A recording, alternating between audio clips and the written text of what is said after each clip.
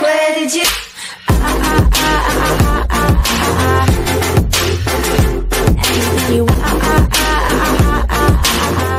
Dave, thanks for having me back on your platform. It's always a pleasure and an honor. Hey, thanks for being back here. And people don't know this, but we had this incredible conversation before we even went on air, and we should have been recording that. But I think it would. Well, that's very nice. You say it was incredible. I think it might have upset a lot of people, but boy, we sure had a fun time. Yeah, maybe it would have. I don't know. Maybe we can mention some of it as we go along here. But before we get to that point and the conversation we were having, let's start off with McCabe. I mean, McCabe is making the rounds right now, and he's on 60 Minutes. He's on this new show talking about what he did, and a lot of his stories are conflicting. They don't make sense. Why do you think McCabe is out there doing this? Did they push him out there to take the heat off of other people, or what is the reason he's out there? I think he's out there because he is panicked and he's desperate, because I believe he realizes that he's been cut off from the deep state, and he's going to be one of the, quote, sacrificial, I hate to call this guy a lamb, but sacrificial puppets, let's call them sacrificial puppets. I believe he is out there because he is desperate and panicked, because he knows that there is a imminent indictment, which is going to be forthcoming on his actions that he admitted to in the 60 Minutes interview when I listened to it, of essentially a sedition in trying to remove a duly elected president of the United States, that president being Donald J. Trump. You know, it's very funny. I mean, since he's out there doing these interviews, to me, and this is my personal opinion, it seems like they're trying to make it like he was working alone, and, you know, maybe Comey was with him, and that's it. That's where it stops. He just decided to do this. Exactly. So we know that the bought off lamestream fake media, the major networks, are owned or tentacle of the globalist syndicate. And I believe you're right. I believe they're trying to use their tentacle, the bought off lamestream fake media, as a means of spinning a narrative to the public before this indictment hits, that when the indictment hits, everybody goes, well, yeah, okay, he's the guy. As opposed to, there was a large group of players that ultimately, if you followed the breadcrumbs back, Dave, I believe would lead back to the Oval Office when Barack Obama inhabited it. Yeah, I agree. And see, I believe they're really trying to protect their upper level puppets by putting McCabe out there to take the hit, and Comey might get something. I still believe Brennan's going to take it. The other day, we just saw Clapper now all of a sudden saying, well, I don't know if that Mueller thing's is going to really show much at all. What? I mean, this is right. I mean, let's rewind back to a month ago or 2 months ago when Clapper was out there saying, oh, it's going to be devastating. It's going to bring down the president. Now all of a sudden he's saying, well, I don't think this Mueller thing is going to show much. And so what they're trying to do is that they're all trying, they're rats, and they're deserting the ship because the SS deep state has pulled away from a lot of these players, and now they're turning on each other, and they're all trying to protect themselves. And they see and they realize that McCabe is the guy who's going to take the initial hit here. And the deep state is trying to make it so that once that hide is provided, that being McCabe, that people won't say, okay, well, we got that. That'll settle these MAGA people down. And well, they got their scalp, McCabe. So let's just move on. Oh, no. We can't move on, Dave, because this was a concerted effort by an entire network of individuals going, as I said, all the way back to the Oval Office with Barack Obama to remove a duly elected president of the United States. And remember, Dave, that Lisa Page text to Strzok, there was a text in there that the Inspector General of the Department of Justice, Michael Horowitz, uncovered in the past. Many people believe Horowitz is a deep state player. I don't buy that. I think he's playing on our team, on the Freedom Team. But there was a text that says, quote, the White House wants to direct this, end quote. Remember that? Yes, I do. Well, that's the White House wants to direct this.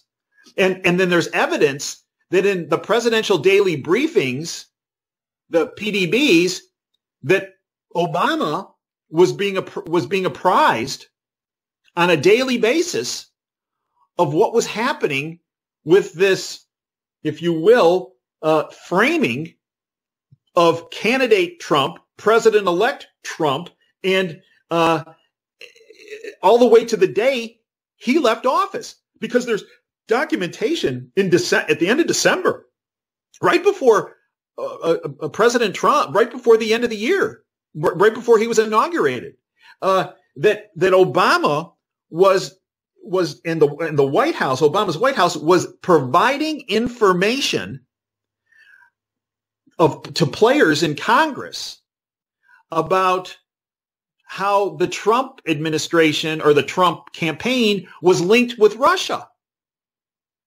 So it didn't stop with the FISA abuse in October of 2016.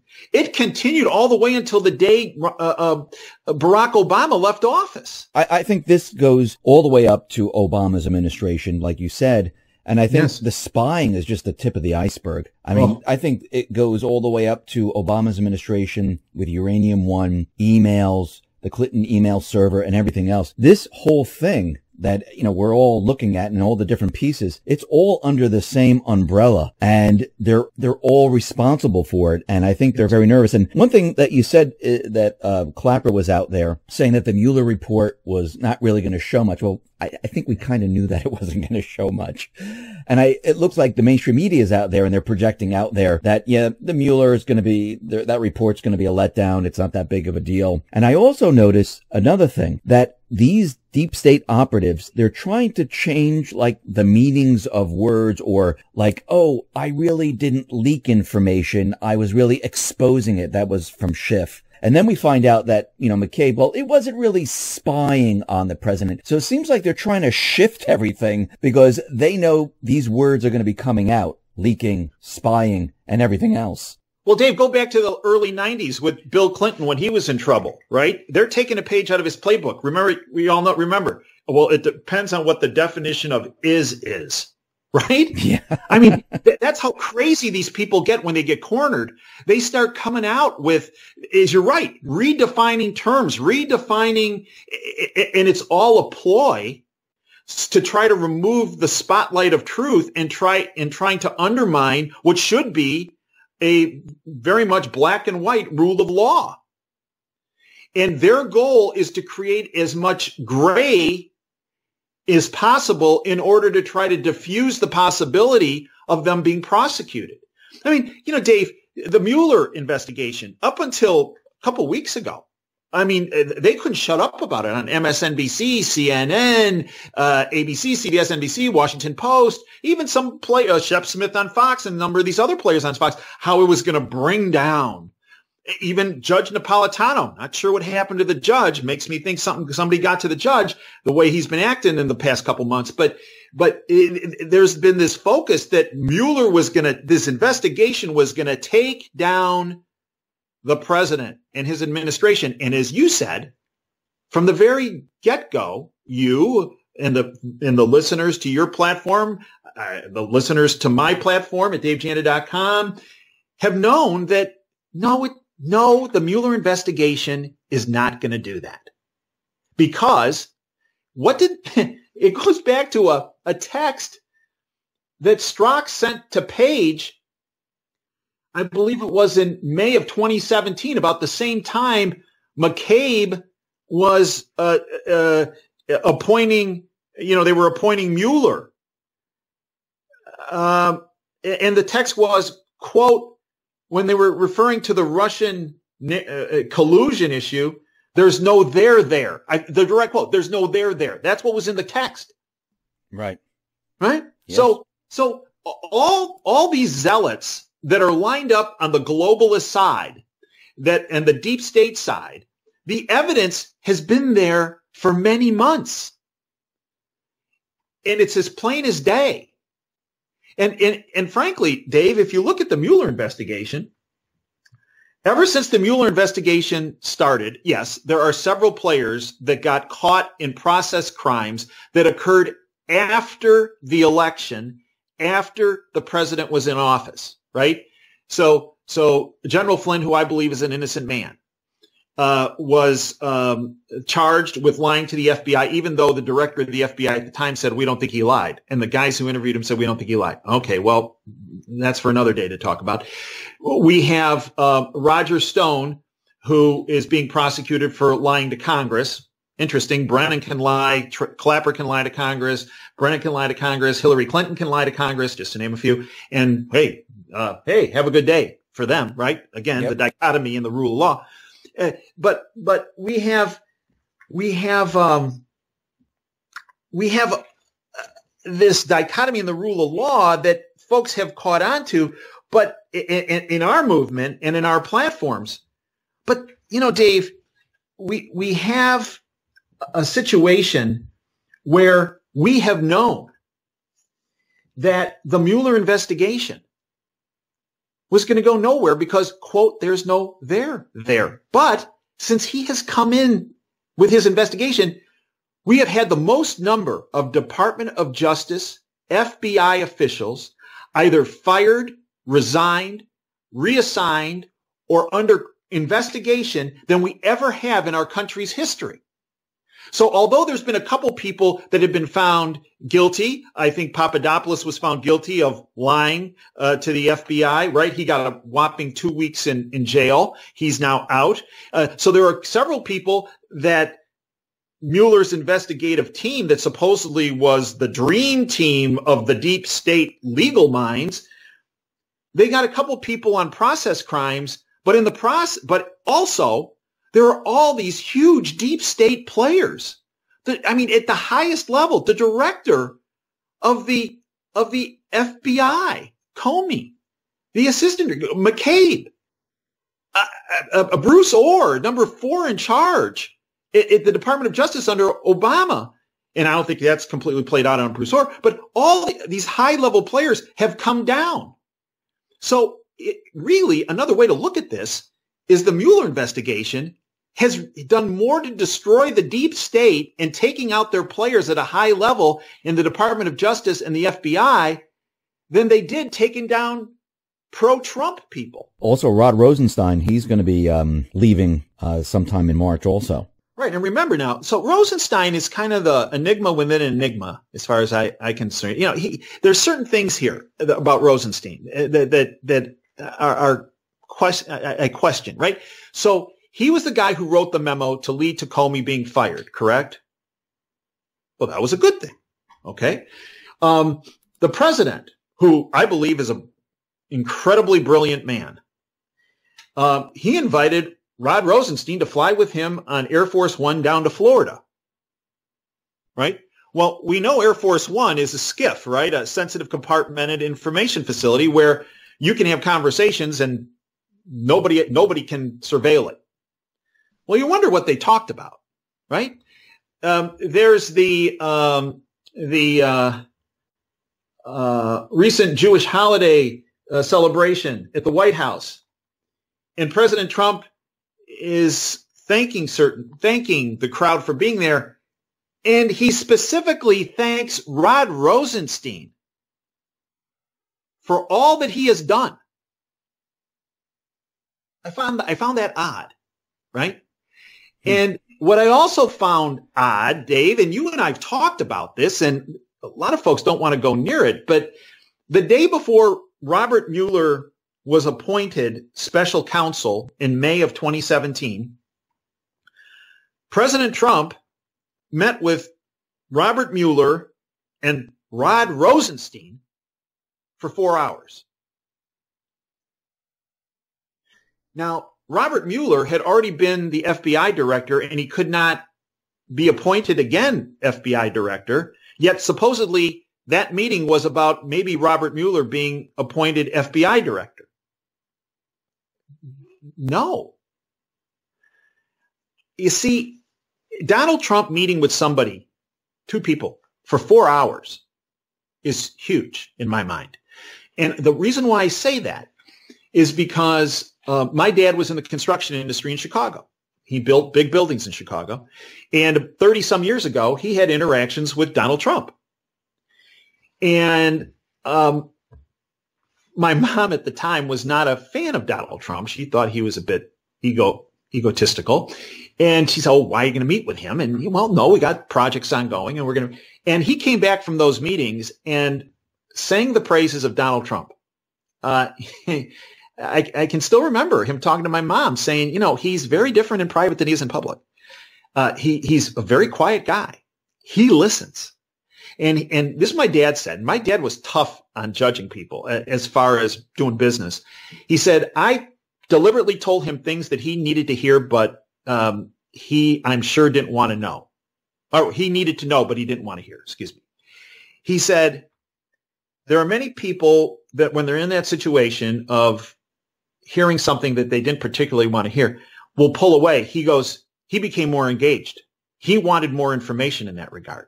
Because if it was a problem, he wanted to be able to address it early rather than late. And he said the people he surrounded himself with in the business world, he felt were honest, as he felt Trump was, not President Trump at that point, Donald Trump was. And he thought that Donald Trump, and my dad was really tough on people in the construction industry.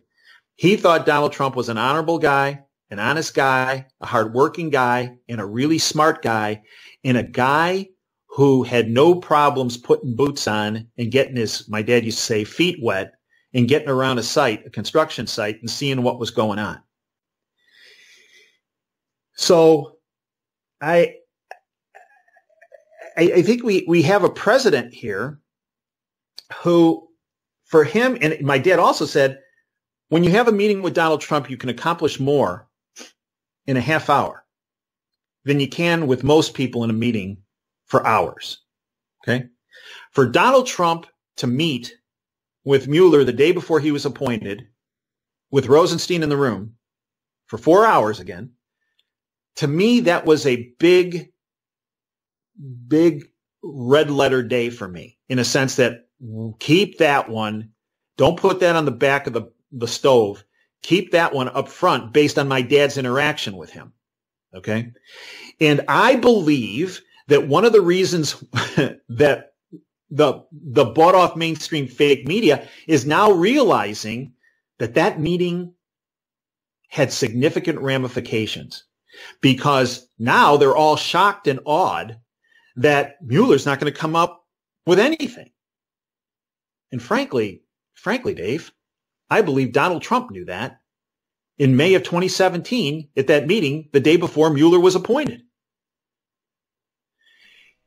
And I question what's going on with Rosenstein, because remember, McCabe, who is a serial liar under oath, that's why the Department of Justice Inspector General Michael Horowitz filed charges, recommended charges against him, correct? Yes. Yeah. He lied under oath a number of times. So if he lies under oath, why wouldn't he lie if he's talking to Scott Pelley with 60 Minutes or on the Today Show when he's not under oath? There's nothing that guy says that I can take as the truth. Now, maybe I'm being a bad guy by saying that, but I don't trust anything he says. Now, could it be the person who's saying that Rod Rosenstein said, I want to wear a wire to document that we can get the president on the 25th Amendment charges, that he's not of sound mind? Did Rosenstein really say that? Or is McCabe finally realized that Rosenstein has actually been playing on Trump's team? And that's the reason why he's having meetings at Air Force One in a skiff with the president. Could it be that in a sense, Rosenstein to a point, and that doesn't mean these guys are all black hats or white hats. A lot of these guys, I think, play with gray hats, and that's probably, they try to put their toe in the globalist water and put their toe into the freedom movement run by Trump. But I question the story that McCabe has come forward and some of these other players have come forward, because they are all been cut off by the deep state and they're all trying to save themselves. And what I think they're trying to potentially do is discredit Rosenstein because he might be one of the people that testifies against them. No, it could be. And I mean, all these players, they're all rats. I mean, they're all going to try to protect themselves, and they know if they get out of line, they will be killed. And if they squeal on someone else that's a higher up, they will be killed. And I think that when we go back to that meeting with Mueller and Rosenstein, I'm wondering if that meeting was about Trump telling them, I know what you've done. Mueller was involved in the uranium one, and Rosenstein, he might have had something else on him, and he might have been using information as leverage to push them in a certain direction, saying, listen, if you don't do this, I will reveal all of this and you will go down. So maybe Mueller was working both sides, trying to keep the deep state happy, trying to keep Trump happy. Rosenstein, he was doing the same thing, playing both sides because they're gray hats. And when everything is all said and done, we have no Russian collusion. And I don't think there was ever Russian collusion. The Senate came out saying there was no Russian collusion. The House came out with no Russian, and that was Devin Nunes and his investigation. I'm not talking about the new Adam Schiff and Nadler investigation that they're going to look at Trump's socks, his shoes, everything. It's It's ridiculous. A colonoscopy would be a good day for the president with this around, right? Yeah. Agree with you, Dave. See, I think Mueller, I believe Mueller was flipped at least partially at that meeting. I think it was a conversation with, hey, Bob, I understand that, you when you were FBI director, you took uranium samples to Moscow. What was all that about? Bob? Did those happen to be samples in the uranium one deal that, Hillary got $145 million for her foundation? Was that what that was about, Bob? Because if it was, whoa, we got a problem, Bob. I actually think that's probably how the tone of the meeting went. Yeah, I agree with you. I agree with you, Dave. I do. Now we have the new Attorney General, William Barr. He's ordered Mueller to end the investigation. He says, all right, enough's enough. Right. And reportedly, the document's going to be turned over to the new Attorney General Barr. And Dave, we should address this. There are many people that have problems with William Barr. Actually, I'm one of those people in a sense that if you look at his track record, he was Attorney General for a short period of time under George H.W. Bush, a known globalist. Right. He was potentially involved in a fair amount of nefarious activities. But look, I go back to my dad and his interactions with Trump 30 years ago. And if Donald Trump was like that 30 some years ago with my dad, he's only gotten better in 30. You don't slide backwards in your abilities, right? He's only gotten better. And my dad said he was top of his game back then, but he's only gotten better. So folks are saying, well, Barr is part of the deep state. Well, I do think Barr obviously had ties to the deep state. But again, I believe so did Mueller, so did Rosie, and that doesn't mean that that they're still there. I think Trump utilizes information because I believe he has the best intelligence, and I'm not just talking intelligence from government sources. I believe he has his own private intelligence service that he utilizes and has utilized throughout his career that has been incredibly effective and put him. People laugh at people when they talk about 4D chess. Well, he does. The 4D chess in my mind with Donald Trump is he has such a vast intelligence network that puts him so far ahead of what's happening that it gives him such a huge advantage. So I think he played that game with Mueller, and I think now we're starting to see the ramifications of that game he played with Mueller 2 years ago come to fruition. I think the same thing with Barr. I think he probably utilized some of the things Barr was involved with George H.W. Bush. And we know H.W. Bush was involved in a lot of nefarious activities. I think he probably utilized that to take Barr from a black hat to maybe a light gray to off-white hat. And I don't think Barr is in there to pander to the deep state. Now, I'm sure people will find huge problems with that last statement, but I don't think the president would have put him there if there was any any doubt in his mind that Barr was going to play a black hat role. I agree with you. I think Trump, when he uses his, not just him, but those people behind him, the strategies that he puts forth, it seems sometimes that they're confusing. They don't make sense. And I do believe that he has certain people in different positions because he needs them there. And I'll just bring it back to North Korea. A lot of people in the very beginning saw Trump, crazy. He's tweeting out, I got a big nuclear button. He called, Kim Jong-un, fat boy. I mean, he was called, Rocket Man. I mean, he just kept on making up names and stuff like that. And everyone thought we were going to war.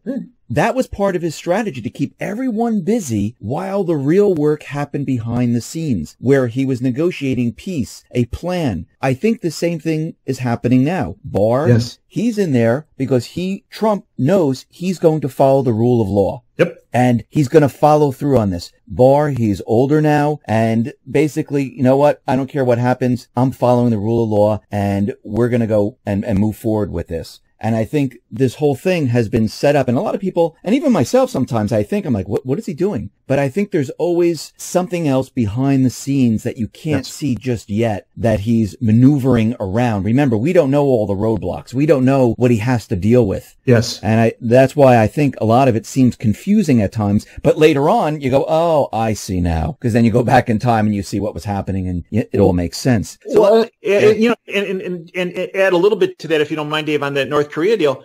When he was inaugurated in January of 2017, right after that, it started kicking up, like you said, about, we're going to war, Rocket Man, Fat Man, all this kind of stuff. And I got in touch with people I know within the military, high level, and that I've known for years. And I said, you boys getting a little revved up here.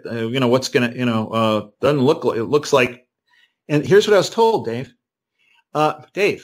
Dave, he's had the president right after he was inaugurated, very soon, within several weeks after he was inaugurated, he had a team negotiating with the North Koreans about peace. Okay. And it plays to exactly what you said, Dave, that the front thing was Rocket Man, Fat Man, I got a bigger button than you do, and MSNBC and Rachel Maddow and Anderson Cooper going stark raving crazy that he's getting us into a nuclear war. But the truth of the matter is, according to the people that I've known for years, that I trust, that are military, and we're saying, Dave, there's not going to be a war. He's got a team over there talking to him. Yeah. And we're seeing it with the Mueller investigation now, as we said. 2 years ago, he closed that deal, Dave. He closed that deal 2 years ago of what was that's just going to be coming out now. But for 2 years, all you've heard about from Rachel Maddow and Anderson Cooper and all these other dweebs, now Judge Napolitano evenly the past, 3-4 months, it's all is terrible, and it's going to take down the president and his entire administration. No. I think he needed the 2 years. I think he wanted Mueller to continually do what he was doing. I mean, a lot of people thought, he's going to fire him and get rid of him, and that is a no-no. And, and I thought, and when I think back now, the 2 years, and you said this just before, think about within the 2 years, how many people were let go, resigned. Uh-huh. So he removed all deep state players. All exactly. Deep state players, right? And the question is, why did he need the 2 years to remove all these people? It removes the protection of Clinton. It removes people that will stop him in the future, because he needed to do this to get everything ready for trials, for arrests. And Dave, not only they were removed, but without a peep from the bought off lamestream fake media. Okay, let's take this to a degree. Let's say, because why they didn't make a peep, because Mueller was really going to be the guy to bring Trump down. So the fact that Mueller, by exposing, and the Department of Justice, Michael Horowitz, by exposing these text messages and all this other stuff. Well, Horowitz came into being when Obama was president, and Mueller, he's fighting on our team. He's anti-Trump. Meanwhile, all these 26 highest level players in the FBI and Department of Justice have come crashing down. Imagine if at the time, let's say he would have appointed somebody, or the person appointed to the special counsel was some incredibly pro-Trump person. Let's say, off the charts, I understand, but let's say Ivanka. Okay. Ivanka is special counsel, right? And all these deep state players are falling down. The cry, the screaming from the bought off lamestream fake media would have been huge, right? But because Mueller was there, because he's anti-Trump, and because, well, Sessions, who's incompetent, so that's fine.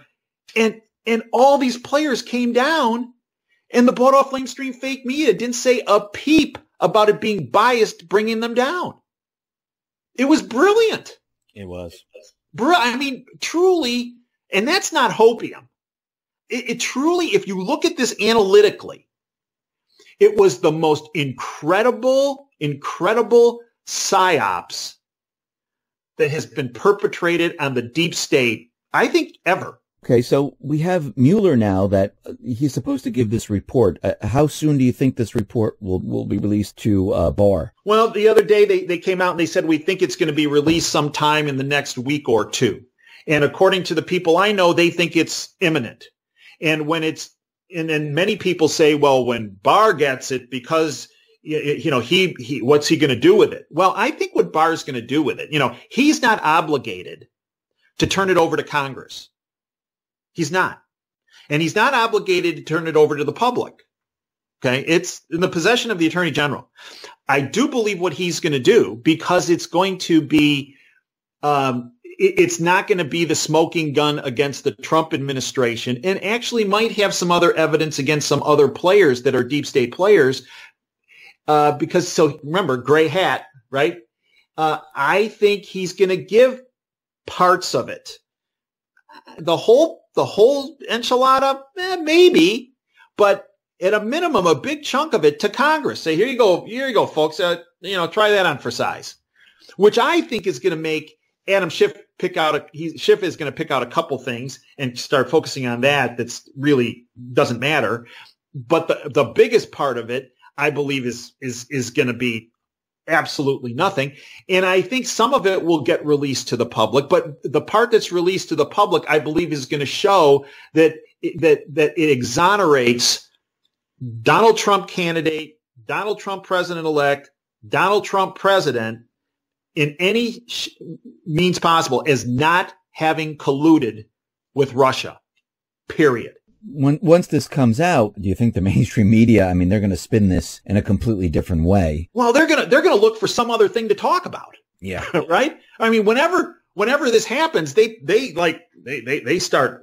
get real jumpy and they start focusing on something else to try to make the freedom movement, Donald Trump, the MAGA community look tough. And right now they got some problems because they got this Smollett guy that now is that's now evident that the Chicago Police Department have now arrested him and have filed charges against him. The prosecutors have, so that whole narrative of MAGA supporters, Donald Trump causing racism and racist behavior and violence.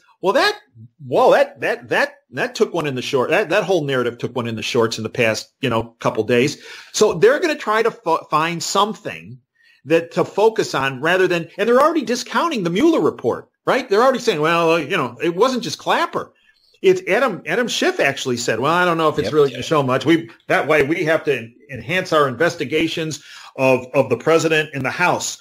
Well, I think when the Mueller report comes out, I think it's going to exonerate the president to the point where if they keep going down that road, they're building even more seeds to their own destruction if they keep focusing on that. So they're going to try to find something else to pick on. And this is where we have to be careful, if you will, because the card the deep state can play is the financial system, right? So when all else fails, because the deep state over many years has rigged the system with such huge debt that you've been very articulate at speaking about, they've riddled it with such huge debt that they know they could always try to pull that card to cause some financial instability as the topic that they focus on, and that they try to blame it on President Trump when in fact it's as as President Trump has been pointing out for months, it's the Fed, it's the Fed, it's the Fed, another tentacle of the globalist syndicate. You know, it's interesting that you said that they might distract or there might be some type of an event. Just the other day, I mentioned this on my report, that an interview that I did 3 years ago, almost 4 years ago, with Steve Lenman, the title was False Flags in Many Cities. Mm-hmm. Well, it came out that they restricted it. Now, they did this prior to different shooting false flags to like Sandy Hook and things like that. They restricted those videos before the actual event happened. So this happened about a week and a half ago. And now we have Attorney General William Barr ordering Mueller to put out this report. And you know, the mainstream media doesn't want to report on this. And this kind of makes me a little bit nervous, because why would they go back 4 years ago and remove that video? That's very odd, isn't it? Yes, it is very odd. And it makes me think that something is going on right now, that either something's planned to where something might happen and it might distract everyone in the news cycle. And Dave, we've also seen a number of cities having drills, military, yes. Salt Lake City, Los Angeles.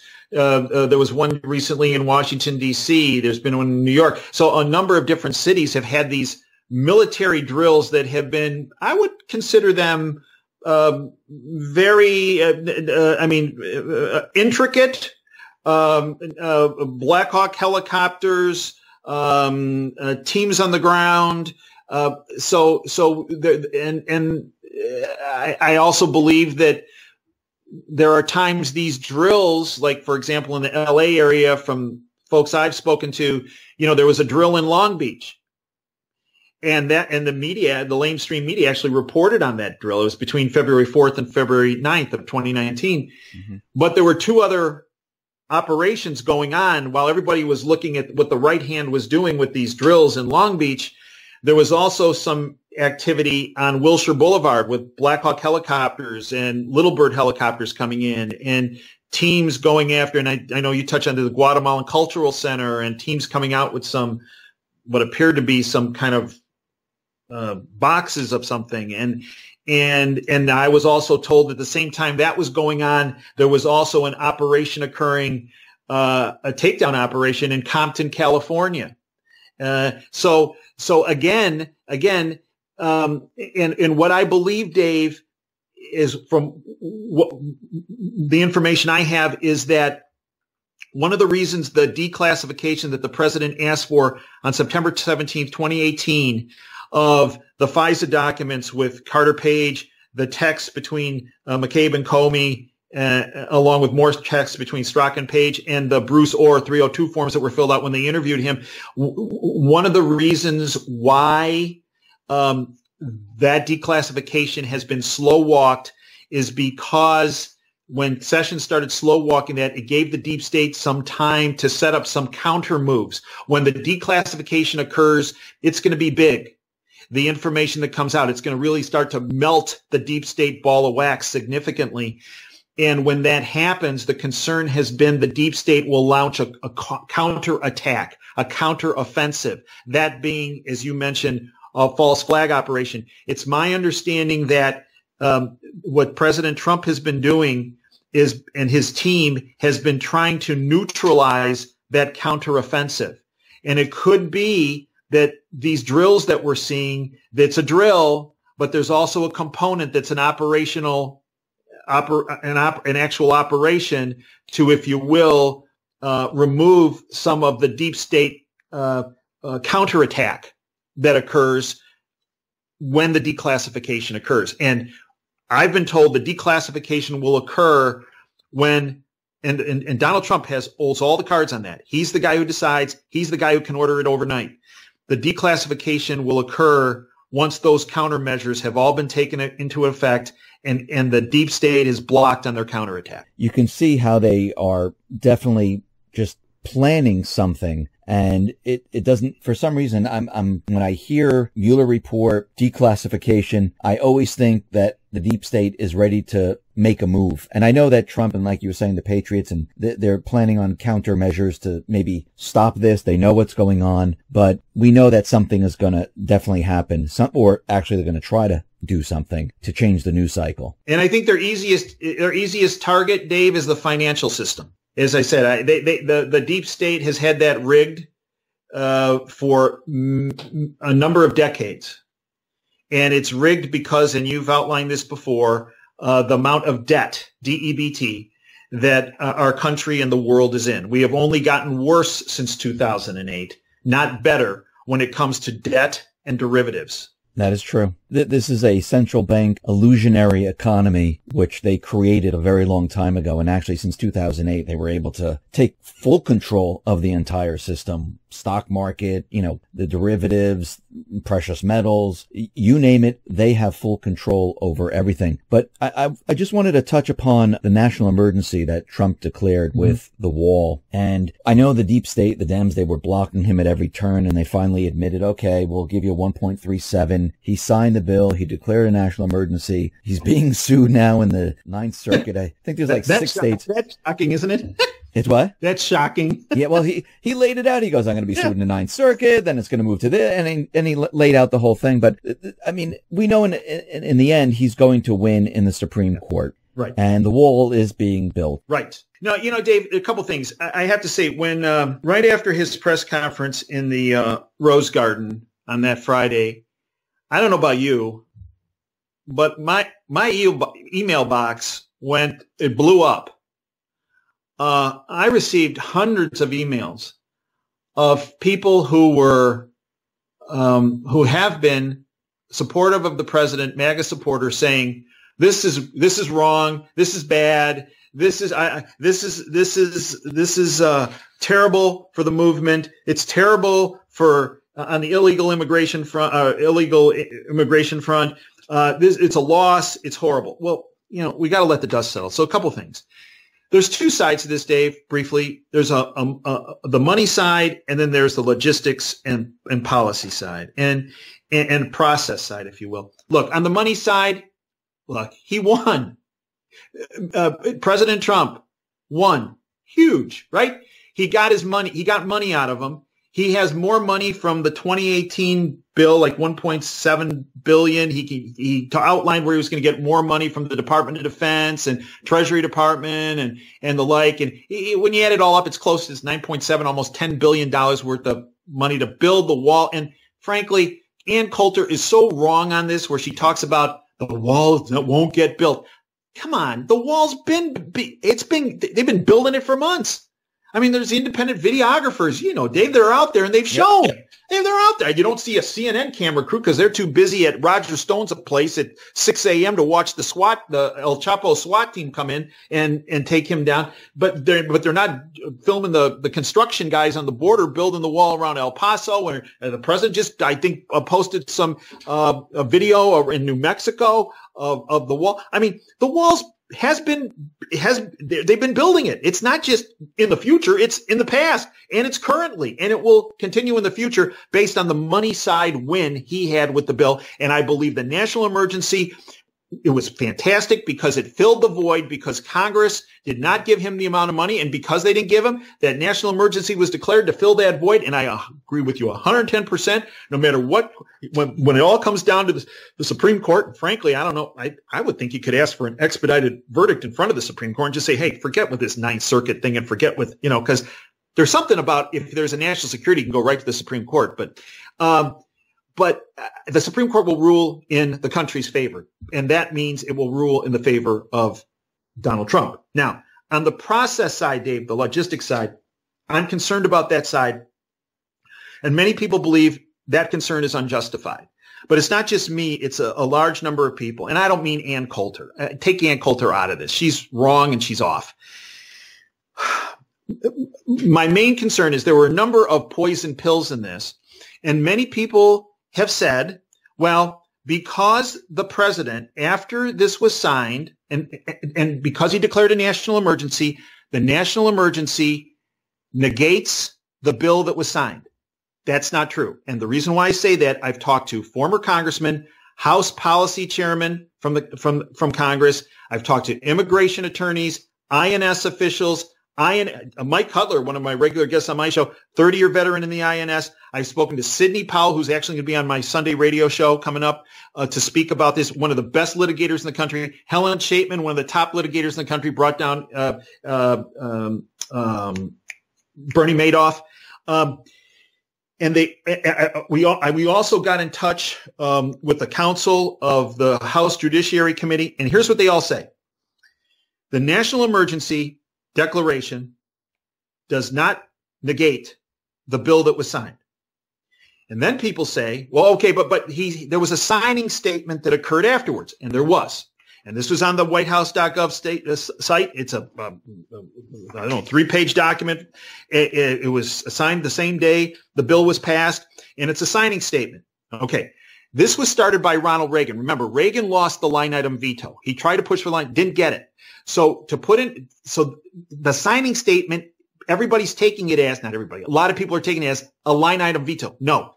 The president, this is a kind of a CYA kind of letter where the president goes, okay, well, I signed the bill, but these are the sections I don't like, and I don't like, and I'm not going to enforce. Well, what the lawyers tell me, what the judges tell me, what the INS officials tell me, because they've been through this before in 86 when Reagan did the amnesty thing, is that a signing statement does not negate the legislation. Okay?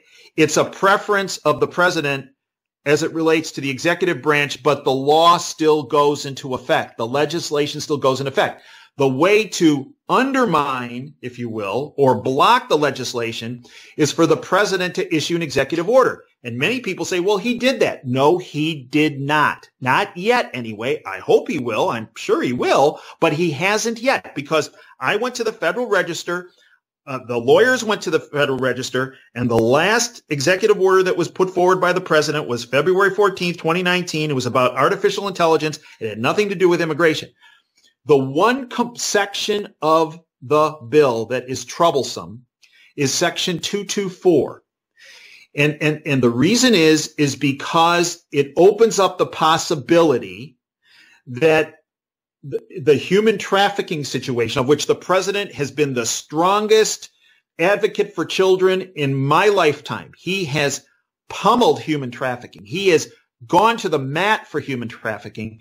Well, the Dems, when they wrote this, and by the way, there are a number of Republicans that sat on that committee that kind of was the bipartisan committee. They said, hey, there was all this stuff written and we didn't know about it. And then they gave us an hour to look at it before it was released. I still think that they're to blame, the Congress, because that's how we got in this mess. Congress, right? The Republicrats, the one political party, not two political parties, Dave. As I've said, there's one political party and they're owned and operated by the syndicate. And some people have R after the name, some people have D after the name. They're all the same. They're all globalists. But what they said is, what the legal people said and the judges said is the president would come out with an executive order on this Section 224, because 224 actually can widen the human trafficking, can make that worse. And an executive order on 224 can shut that door. And the hope is that's what's going to happen. Unfortunately, 224 was not in the signing statement by the president. Now, many people have accused me of being negative about the president on this. I'm not. I just told you he won on the wall. He won on the funding. The point is that I believe the president has some people around him, and many people despise me for saying this, but it has to be said. Hardest thing I did as a physician, Dave, was to walk in a room and tell a patient that their lab tests or their scans showed that there was something bad going on, right? I could walk in that room and lie to a patient, and they'd walk out of the room with a smile on their face, and by me lying to them, they're dead in a box in 6 months. And the harder thing to do is to go in and tell that patient, ma'am or sir, this shouldn't have happened to you. Here are the results. Now, there's two results when you give people bad news. They either tell you you're full of it, and they walk out of that room, and those are not the survivors, Dave. The people that survive look at you, and while you're crying and they're crying about the diagnosis, they look at you and they say, okay, I didn't deserve this. This shouldn't have happened.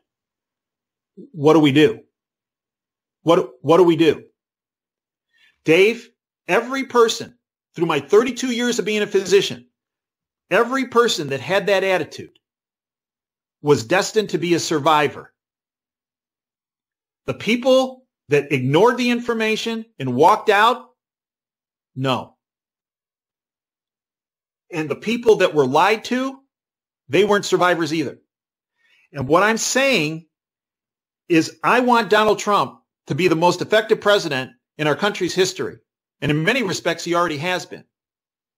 But I'm concerned, and this is the bad diagnosis part, because I believe he was not advised by a number of people, not all of them, but some of them around him.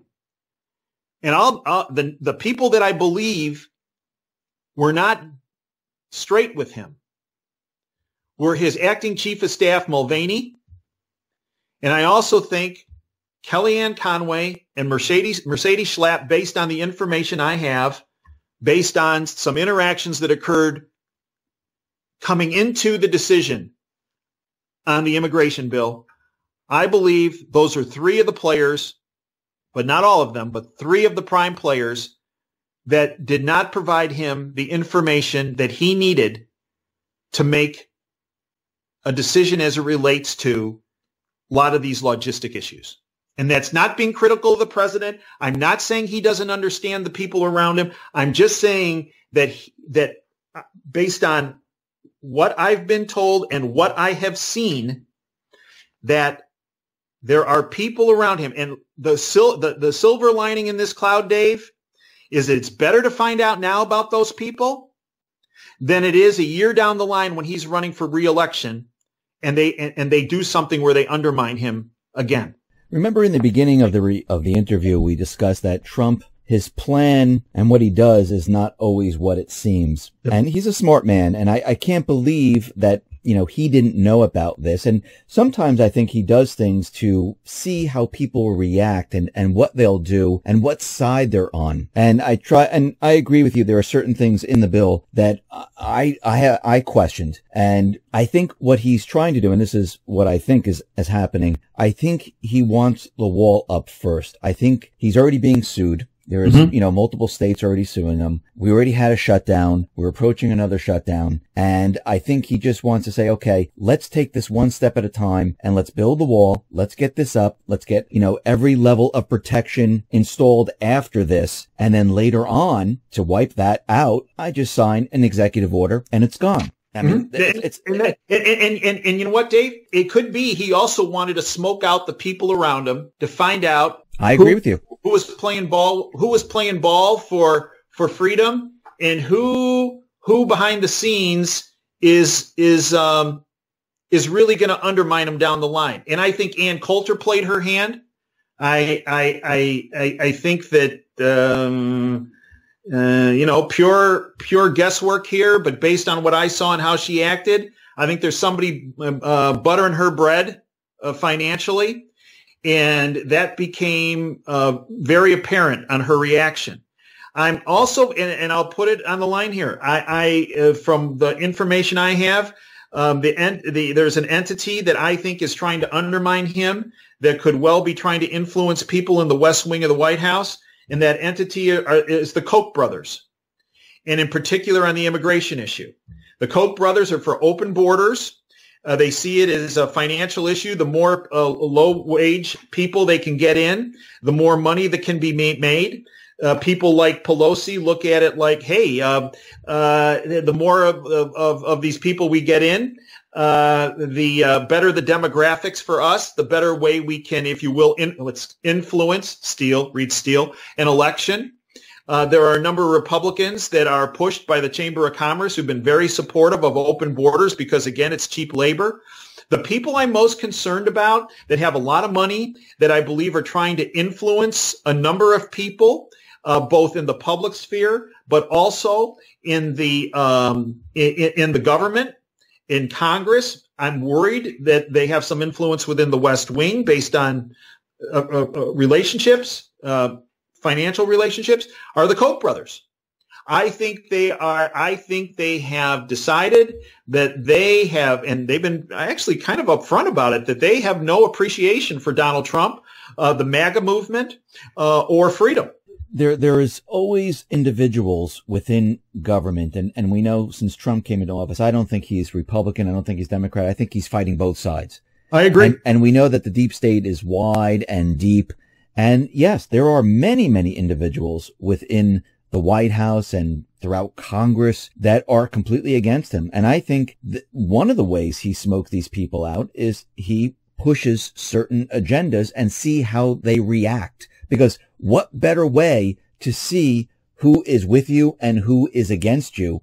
And you can see from the number of people that have been fired, resigned, that this process actually works. And this might have been a strategy to see, okay, I know I have these people close to me. I know these people are working with me, but do I really know these individuals, what they're up to? Let's see how they react to this. And he saw firsthand what they did, how they react, what they're doing. And then I think once that is out, they follow up, okay, who influenced these people? And like you said, they probably went back to the Koch brothers. And, from your information, this is probably where it all comes from. And I think there's a lot going on. And I don't think, that, within the White House and within Congress, there are still people that are still trying to get rid of him or trying to mess him up at every turn. And he realizes that. Oh, absolutely.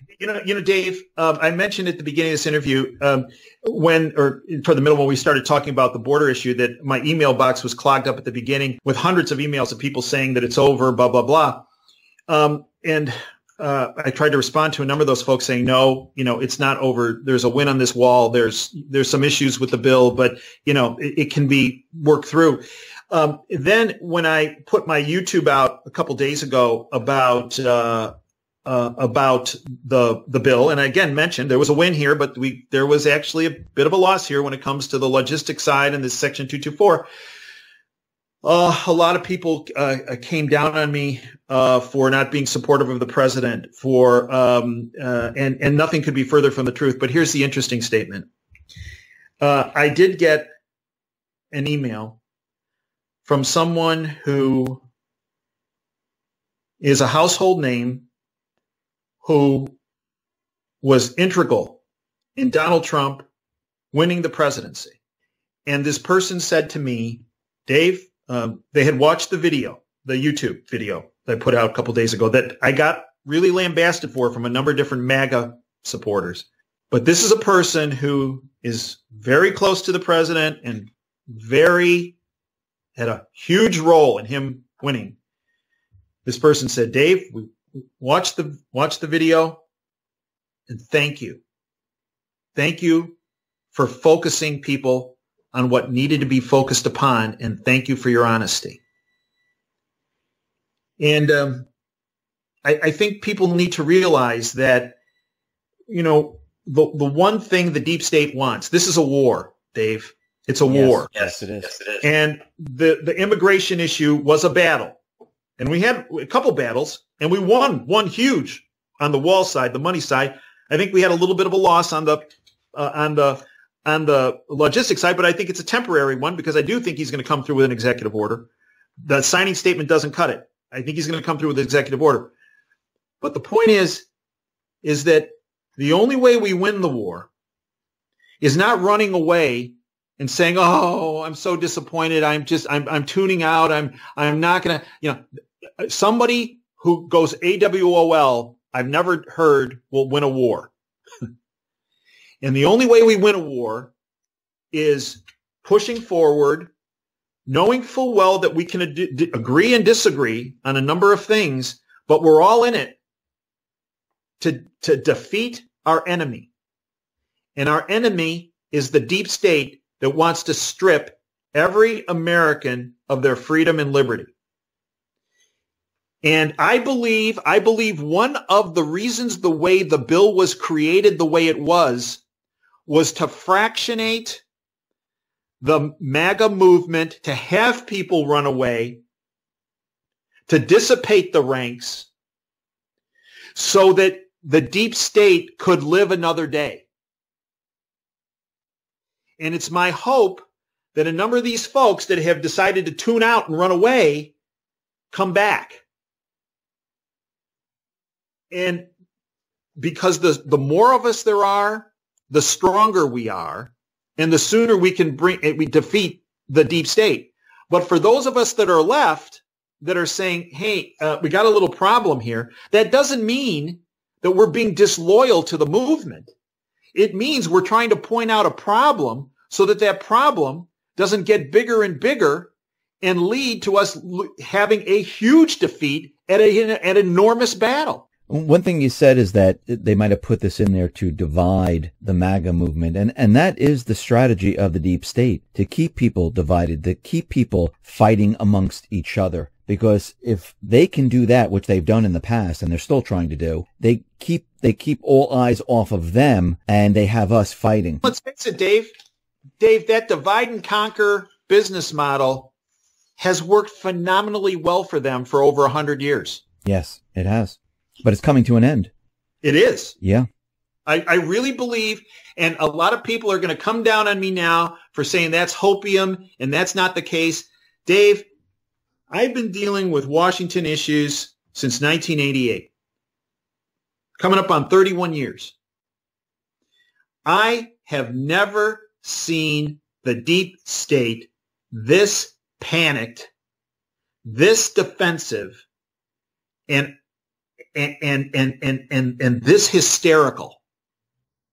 They're going down. They know they're going down. They only know how to play offense. They don't know how to play defense, and it's falling apart. Dave, thank you very much for being on the X22 Report Spotlight. Once again, how can people see your work? Well, they can join us every Sunday, 2 to 5 Eastern, for the radio show. Great guests. We were having Sidney Powell, as I mentioned earlier, great a lawyer to talk about some of the legal issues on this week. 2 to 5 Eastern on Sunday. It's a live show. They go to davejanda.com, hit the upper right-hand corner where they hit the listen button. They can listen for free. We also have the YouTube channel, Operation Freedom. DaveJanda.com has a lot of content on it. There's a free side, a public side. There's a subscription side, 30 cents a day, about $9 a month. Folks can sign up for a month. If they don't like it, get rid of it. But on the premium service subscription side, we have a show, our WTF geopolitical show, where I bring information from my sources I've developed over 30 years to forefront in a video show on Wednesdays. We have a Thursday Insider Insight interview show. This coming Thursday, I have two whistleblowers, former signal intelligence officer under the Reagan administration, coming forward on Homeland Security and these raids, and their family was raided based on them being supporters, actually against Obama, and how their entire family was raided by the Department of Homeland Security under Obama. They've never come forward. They have now. They're going to be on that show. We have Inside Insights. We have a healthcare policy briefing section, a contributing editor section. We have a number of different shows on the platform and the subscription side. But they can join us for free for the radio show. Plus, the subscribers get the podcast anytime they want. But the show itself live is free, as is the Operation Freedom YouTube channel. And I thank you, Dave, for all that you do with your channels. They truly make a huge difference in empowering people by providing them information that the fake media will never let them come near. Thank you very much, Dave. Thank you for being on the X22 Report Spotlight. I really appreciate it and honored to have you on the Spotlight once again. Thank you very much. Thank you.